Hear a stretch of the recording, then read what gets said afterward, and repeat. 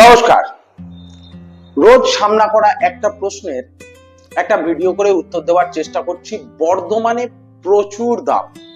কলকাতা, দুর্গাপুর, আসানসোলের তুলনায় বর্ধমানে দাম অনেক বেশি। ফ্ল্যাট হোক, বাড়ি হোক বা জায়গা হোক, কেন দাম বেশি? আমি চেষ্টা করছি ছোট্ট একটা ভিডিওর মধ্যে কতগুলো ছোট ছোট পয়েন্ট দিয়ে এই জিনিসটাকে এক্সপ্লেন করার বা বোঝাবার যে কেন এখানে দাম বেশি। আমার মনে হয়েছে যারা রিয়েল এস্টেটের সঙ্গে যুক্ত আমার মতন মানুষজন, প্রত্যেকে রেগুলার যারা ক্লায়েন্ট ভিজিট করি বা ক্লায়েন্টের সঙ্গে মিট করি, যারা প্রপার্টি বিক্রি করতে চাইছেন এবং কিনতে চাইছেন, তাদের যে পয়েন্টগুলো বা তাদের যে মানসিকতার উপরে ডিপেন্ড হয়, প্রাইসিংটা আমি বারংবার দেখেছি একটা খুব ভালো কতগুলো পয়েন্টের উপর ডিপেন্ড করে। নাম্বার ওয়ান, বর্ধমান এমন একটা লোকেশন, ভৌগোলিক অবস্থান বর্ধমানের এত ভালো, যেখান থেকে কমিউনিকেশন ব্যবস্থা, কলকাতা চলে যান, খুব কুইকলি আপনি অ্যাক্সেস করতে পারবেন। একদিনের মধ্যে কলকাতা যাতায়াত, কাজ বাজ সব কমপ্লিট। এইরকমই দুর্গাপুর, আসানসোলেও পসিবল। কালনা কাটোয়ার দিকে, বাঁকুড়ার দিকে, আরামবাগের দিকে, যে দিকে যাবেন বর্ধমান থেকে সারাউন্ডিং 100 কিলোমিটার যাতায়াত ব্যবস্থা দুর্দান্ত বর্ধমান থেকে। আমার মনে হয়েছে এটা একটা খুব ভালো পয়েন্ট। এরকম একটা জায়গায় থাকলে মানুষ ডেলি প্যাসেঞ্জারি করে প্রত্যেকটা জায়গায় কাজ করতে যেতে পারে, যার জন্য বর্ধমানে প্রতি মানুষের একটা সুন্দর একটা ফোকাস থাকে যে এখানে একটা আমার নিজের ঠিকানা হোক। বিশেষ করে এই মফস্বল গুলো থেকে মানুষ আসছে বর্ধমান থেকে 100 কিলোমিটার বা আশেপাশের 100 কিলোমিটার থেকে। তো ছোট্ট শহর ধীরে ধীরে ধীরে ধীরে ভর্তি হয়ে গেছে।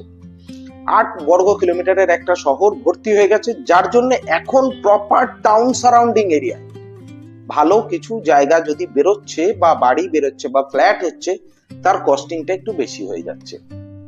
দ্বিতীয় পয়েন্ট, বর্ধমান এমন একটা শহর যে শহরকে আপনি হেডলাইনে পাবেন না।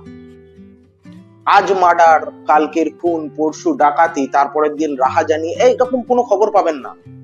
বর্ধমানে রেপ, মার্ডার এইসব টাইপের জায়গা নেই। বর্ধমান ভীষণ শান্ত একটা জায়গা। দ্বিতীয়ত, সুযোগ সুবিধা, school, college, university, medical college, খোশবাগানের মতন একটা চিকিৎসা সুবিধা, জানি না কতটা সঠিক কতটা ভুল। এটা একটা তো খুব বড় পয়েন্ট যে আমাদের এখানে আপনার সব রকম সুবিধাগুলো খুব ইজি অ্যাক্সেস করা যায় বর্ধমানের মধ্যে থেকে। স্কুল কলেজ থেকে শুরু করে প্রত্যেকটা কনভেন্ট স্কুল, ভালো গভর্নমেন্ট স্কুল সবকটাই আছে। আর একটা পয়েন্ট, বর্ধমান এমন একটা শহর যেখানে মোটামুটি ধরে নিন 70% যে জায়গাগুলো আছে প্রশস্ত রাস্তা, মানে রাস্তার কোয়ালিটি যেমনই হোক, আমি এটা বিতর্কিত বিষয়, বাট রাস্তা যেমনই হোক, চওড়া রাস্তা, কোথাও 10-12 ফুটের নিচে রাস্তা নেই, মানে আমি 4 হুইলার অ্যাক্সেস করতে পারি। তৃতীয়ত, যানজট। প্রায় মেন টাউনের মধ্যে টোটোর যানজটটাকে যদি আমি ধরি, তাও কোথাও এরকম যানজট বর্ধমান শহরের মধ্যে কোনোদিন প্রতিনিয়ত হয় না যে যেটা ঘন্টার পর ঘন্টা ফেসে বসে থাকে।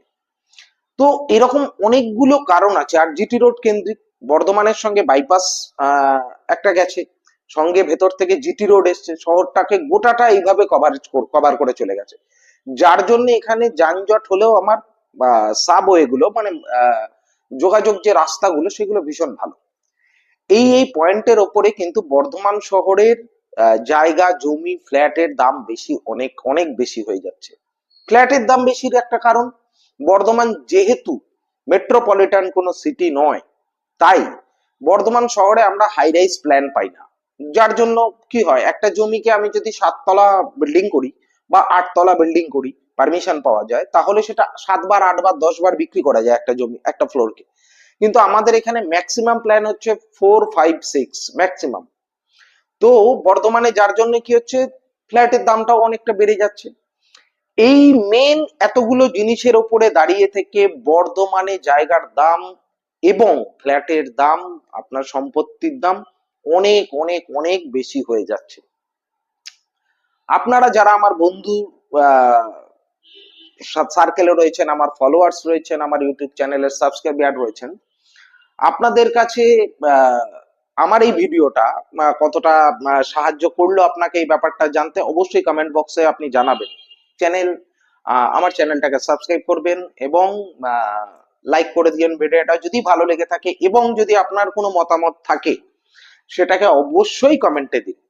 বাকি বর্ধমান শহরের কোথায় কোথায় এই মুহূর্তে কোন কোন প্রজেক্টের কাজ চলছে, কোথায় কেমন দাম, এগুলো জানতে হলেও আপনি কমেন্ট বক্সে দেখুন, আমাদের দেওয়া ফোন নাম্বারে ফোন করুন। থ্যাংক ইউ, নমস্কার। আমি Hiran, founder owner Bardhaman properties and property consultant. সবাই ভালো থাকবেন, শুভ সন্ধ্যা।